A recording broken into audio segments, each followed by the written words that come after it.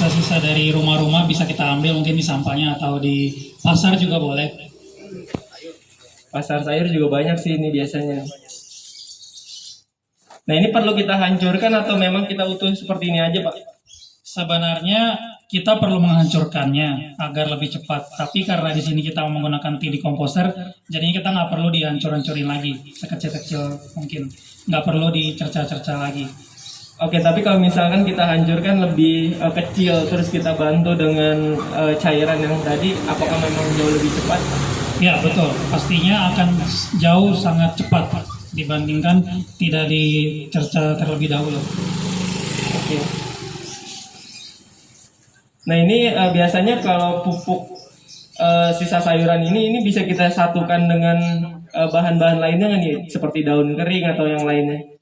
Ya, justru harus digunakan dengan campuran bahan lainnya. Seperti contohnya ini, saya pertama masukkan sampah organik, kemudian saya akan memasukkan sampah daun kering. Untuk ukurannya itu 1:1 Bapak-Bapak ya. Jadi tidak boleh terlalu banyak dan juga tidak boleh terlalu sedikit. Ini sama Pak, harus kita hancurkan dulu atau memang utuh? Kalau ini tidak perlu dihancurkan terlebih dahulu karena sampah kering akan prosesnya lebih cepat untuk melakukan peruraiannya.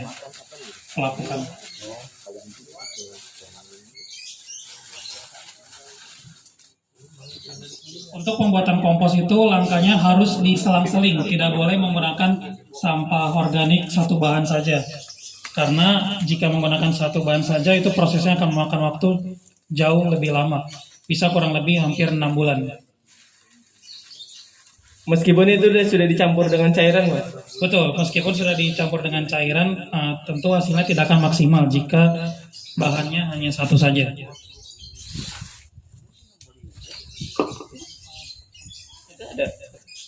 Nih, kalau ini sampah dari buah-buahan juga bisa ya kita pakai ya. Walaupun buahnya sudah busuk juga tidak apa-apa. Bisa juga tetap digunakan untuk sebagai kompos. Tidak masalah.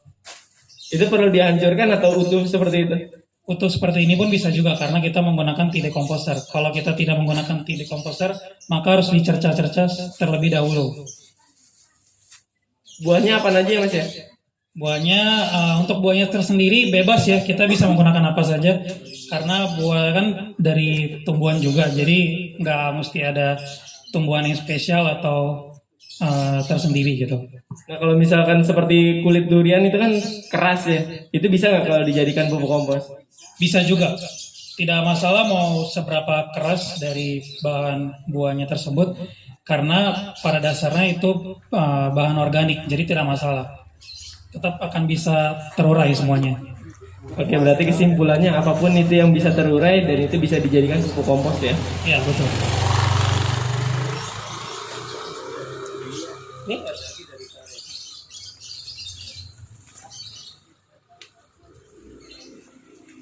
Kemudian kita setelah memasukkan sampah sayur,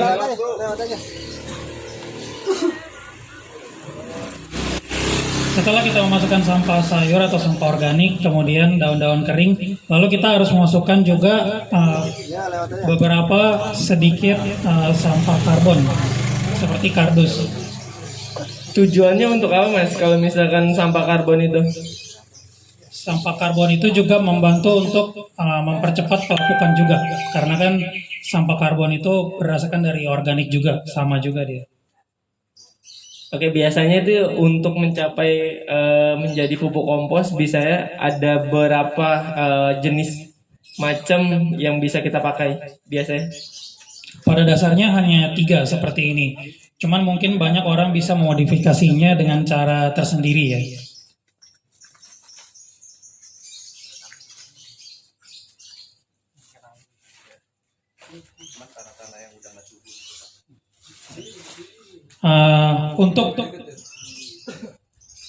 Untuk menggunakan tanah juga bisa. Lebih baik jika menggunakan tanah yang sudah tandus, yang kering. Kenapa begitu? Karena tanahnya yang sudah tandus itu akan menjadi kembali subur karena dia mendapat nutrisi dari kompos ini. Jadi tanah-tanah yang sudah rusak bisa juga digabungkan dengan kompos untuk memperbaiki kualitas tanah itu sendiri. Kalau misalkan tanah yang seperti ini nggak ada masalah, meskipun dia udah bagus terus didapat nutrisi lagi itu nggak ada masalah. Itu tidak ada masalah, malahan jadi tambah lebih bagus karena nutrisinya akan semakin banyak. Oke. Tuangin.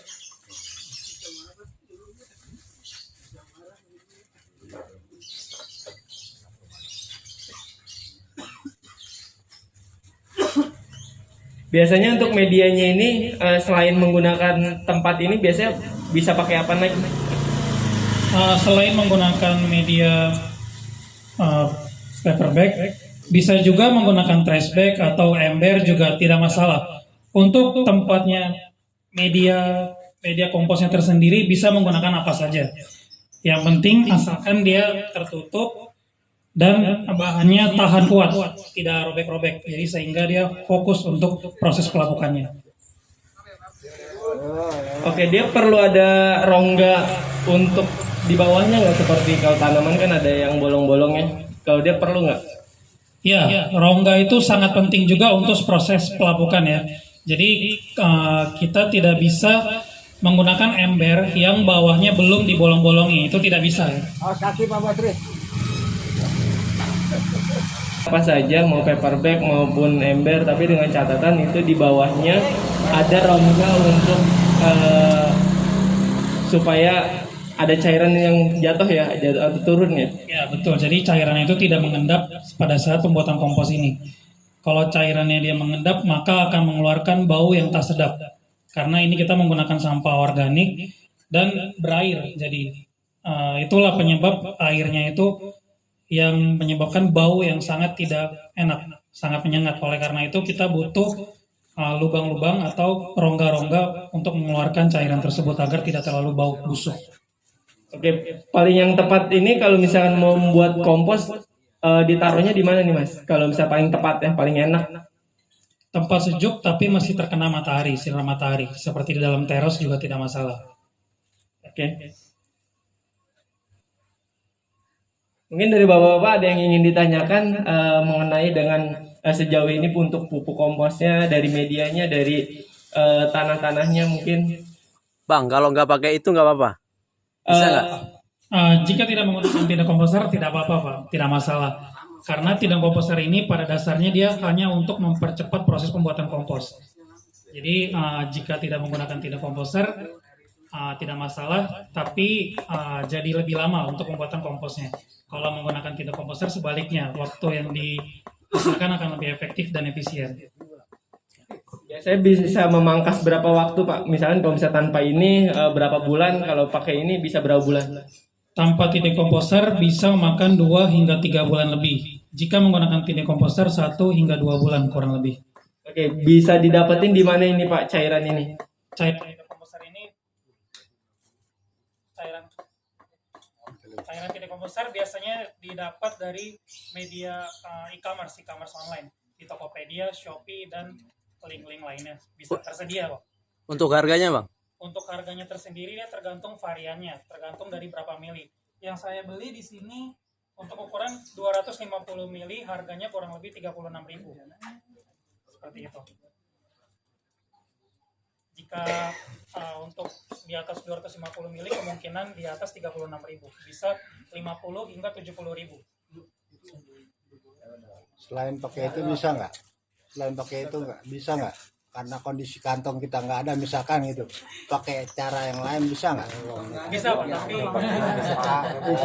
isinya kantong mah ada, isinya nggak ada, nggak kan itu dah lebih efisien. paling menggunakan cara alami Pak, tidak pakai ini. Pakai pembusukan itu aja paling aja. Untuk langkah terakhirnya Bapak-Bapak ini menggunakan tidak komposter ya. Setelah tadi saya taruh sampah organik seperti sayuran, kemudian daun kering, kemudian kardus, kemudian saya tambah tanah juga. Untuk penutupnya saya menggunakan tidak komposter. Cukup disiram sedikit saja Pak, tidak boleh terlalu banyak juga. Kira-kira ini cairannya apa ya Mas ya? Maksudnya dari bahan apa? Untuk cairan tersendiri dia dari bahan nitrogen. Nitrogen. Itu batunya entar gitu. Iya. Yang lagi seperti langkah awal. Oh, gitu. Dimasukkan lagi langkah Ah. awalnya seperti sampah ini sayuran. Ya. Lalu dimasukkan lagi daun kering, lalu dimasukkan tanah, lalu dicampur lagi dengan tidak komposter.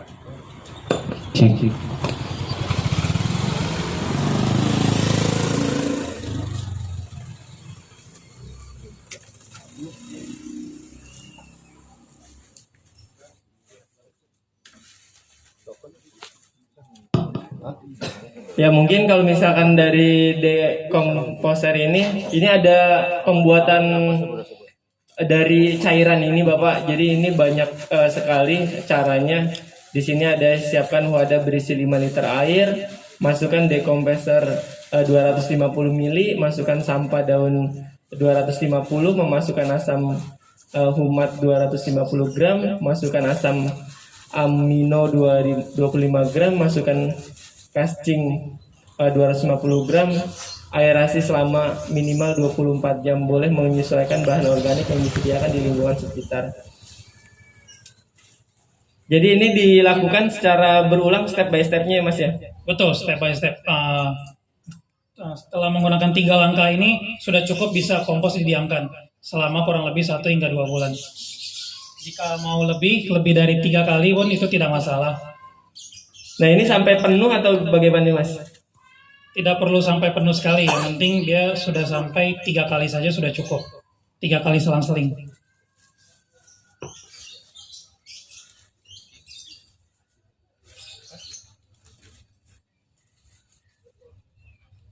Untuk kompos yang sudah jadi, dia akan berubah warna. Pertama dia akan lebih kemerah-merahan seperti tanah pada dasarnya. Dan kemudian untuk teksturnya itu dia juga agak mudah diremuk.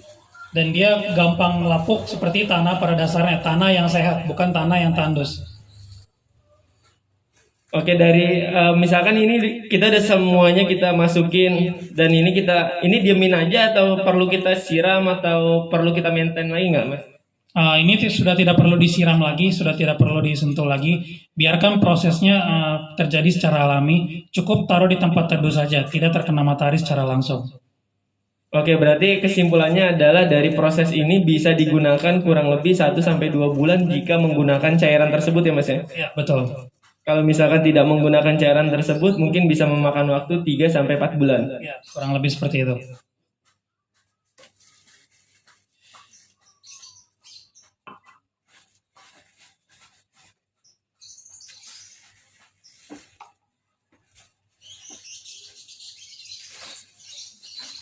Itu sayur apa Bang Leo? Ini sayur kol. Sawi. Sayurannya apa aja Mas yang boleh dimasukin? Semua jenis sayuran tidak masalah. Bisa semua digunakan. Udah nggak usah. Telur cangkang juga nggak ada masalah harusnya Mas. Bisa, telur cangkang juga tidak masalah karena dia menghasilkan kalium yang besar untuk tanah. Itu bisa dapat memperbaiki tekstur tanah juga karena itu juga bagian dari pupuk. Cangkang telur dan juga menggunakan sampah teh itu juga baik untuk tanah. Minimal berapa bahan-bahan untuk mendapatkan pupuk kompos yang baik Mas? 3 kali saja sudah cukup. 3 bahan sudah cukup. Menggunakan sampah organik, sayur-sayuran, daun kering, dan juga sampah karbon seperti kardus, tisu, dan lain-lain. Kalau misalkan 1 atau 2 bisa dijadikan pupuk kompos atau enggak? 1 atau 2 juga bisa, tapi hasilnya tidak akan semaksimal itu. Jika lebih banyak, maka akan lebih baik hasilnya. Oke.